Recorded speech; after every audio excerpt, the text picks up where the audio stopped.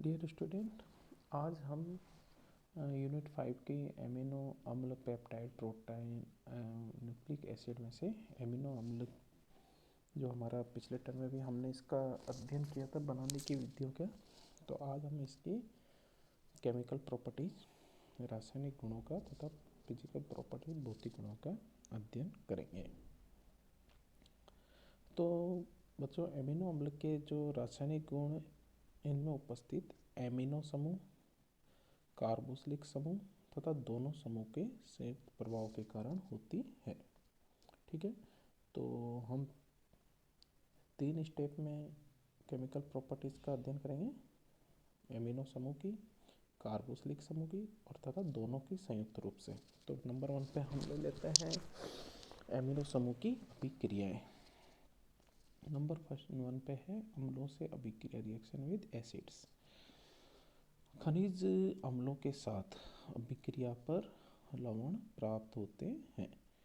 जब एमिनो की अभिक्रिया अम्लों से, जैसे हाइड्रोजन क्लोराइड HCl के साथ हमने कराई, तो हमें लवण प्राप्त हुए। एमिनो अम्ल का हाइड्रोक्लोराइड लवण प्राप्त होते हैं।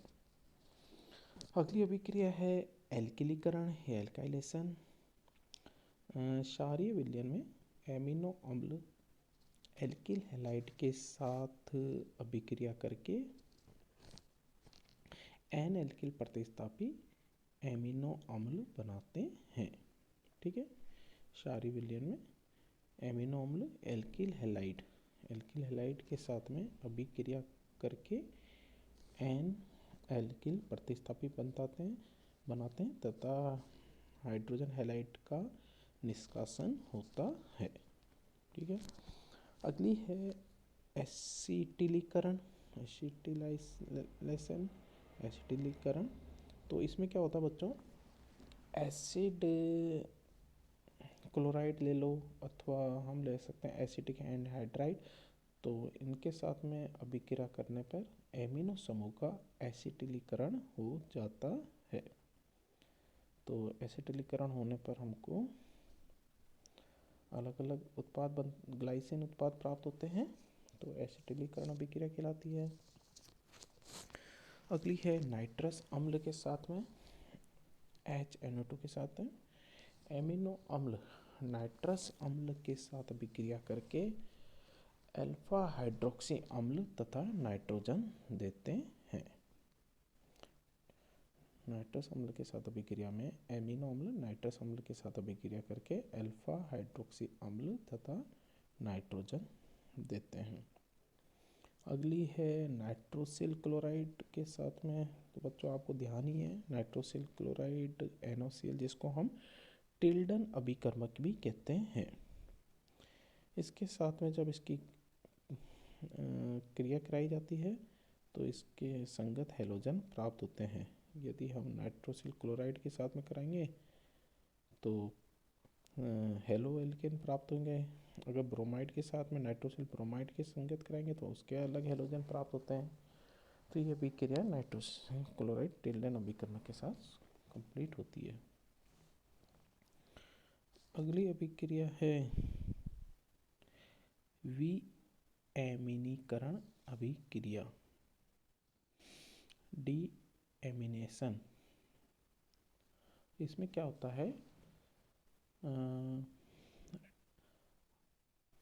हाइड्रो आयोडिक अम्ल जैसे HI के साथ में 473 केल्विन पर जब ये अभिक्रिया एमिनो अम्लों को गर्म किया जाता है तो इनका विएमिनीकरण का मतलब ये है कि इसमें से अमोनिया निकल जाती है तथा संगत वश्य अम्ल प्राप्त होते हैं। अमोनिया के निष्कासन को ही विएमिनीकरण अभिक्रिया कहते हैं। अगली है कार्बिल एमीन परीक्षण। क्लोरोफॉर्म CaCl3 तथा एल्कोहलिक KOH के साथ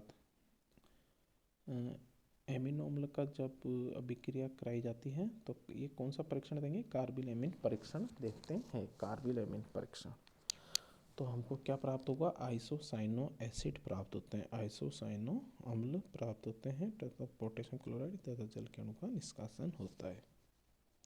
ये तो हुई एमिनो समूह की अभिक्रियाएं। दूसरी आएगी कार्बोक्सिलिक समूह की अभिक्रियाएं। तो कार्बोक्सिलिक समूह की अभिक्रियाओं में हम नंबर 1 पे लेते हैं एमिनो अम्ल क्षारों से अभिक्रिया करके लवण बनाते हैं। ठीक है, एमिनो अम्ल क्षारों से अभिक्रिया करके लवण बनाते हैं। दूसरी एस्टरीकरण, शुष्क जो HCl की उपस्थिति में एमिनो अम्ल अल्कोहल के साथ अभिक्रिया करके एस्टर का निर्माण करते हैं। ठीक है बच्चों, शुष्क HCl की उपस्थिति में एमिनो अम्ल अल्कोहल के साथ अभिक्रिया करके एस्टर का निर्माण करते हैं। तो ये होती है एस्टरीकरण। अब है विकार्बोक्सिलीकरण अभिक्रियाएं। तो बच्चों इन अभिक्रियाओं में बेरियम हाइड्रोक्साइड BaOH का होल्टवाइज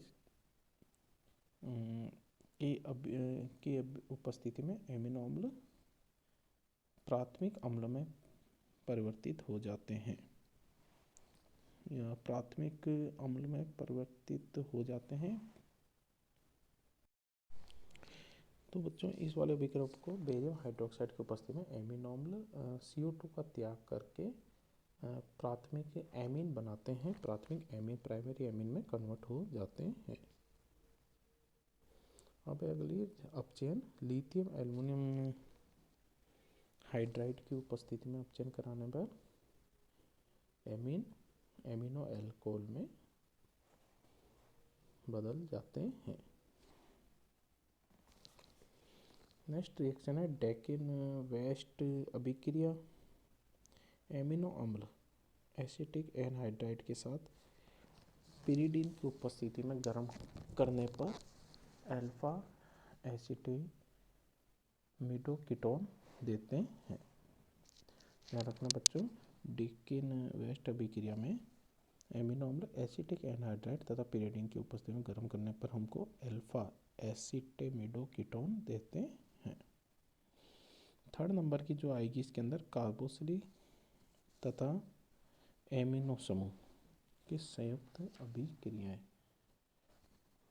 तो उष्मा का नंबर 1 पे उष्मा का प्रभाव, इसमें क्या होगा बच्चों, अल्फा बीटा तथा गामा एमिनो अम्ल पर उष्मा का भिन्न भिन्न प्रभाव पड़ता है।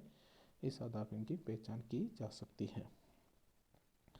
जैसे अल्फा एमिनो अम्ल गर्म करने पर हमको चक्रीय एनहाइड्राइड में परिवर्तित हो जाते हैं। जैसे अभिक्रिया लिया हमने, अल्फा एमिनो अम्ल के 2 अणु लिए, गर्म करा तो -H2 के निष्कासन से हमको चक्रीय एनहाइड्राइड 2,4 डाइकीटोपित्रेजिन प्राप्त होते हैं। अगली अभिक्रिया है बीटा एमिनो अम्ल गर्म करने पर। तो बीटा एमिनो अम्ल गर्म करने पर अल्फा बीटा असंतृप्त अम्ल बनाते हैं। ध्यान रखना बच्चों, बीटा एमिनो अम्ल गर्म करने पर अल्फा बीटा असंतृप्त अम्ल का निर्माण होता है। थर्ड है गामा एमिनो अम्ल गर्म करने से लैक्टम में परिवर्तित हो जाते हैं। -H2 का निष्कासन होता है तथा निष्कासन होने में गामा ब्यूटाइरोलैक्टम का निर्माण होता है। अगला है एमिनो अम्ल के भौतिक गुण, physical properties of amino acids. तो बच्चों नंबर 1 पर जैसे एमिनो अम्ल सामान्यतः रंगहीन क्रिस्टलीय ठोस होते हैं। ये जल, अम्ल तथा क्षारों में विलय तथा कार्बनिक विलायकों में कठिनाई से विलय होते हैं। इनके गलनांक उच्च होते हैं। सामान्यतः ये गलनांक बिंदु पर विघटित हो जाते हैं। फोर्थ है ग्लाइसिन के अतिरिक्त सभी अल्फा एमिनो अम्ल प्रकाशिक सक्रियता प्रदर्शित करते हैं, क्योंकि इनमें एक असममित कार्बन परमाणु होता है।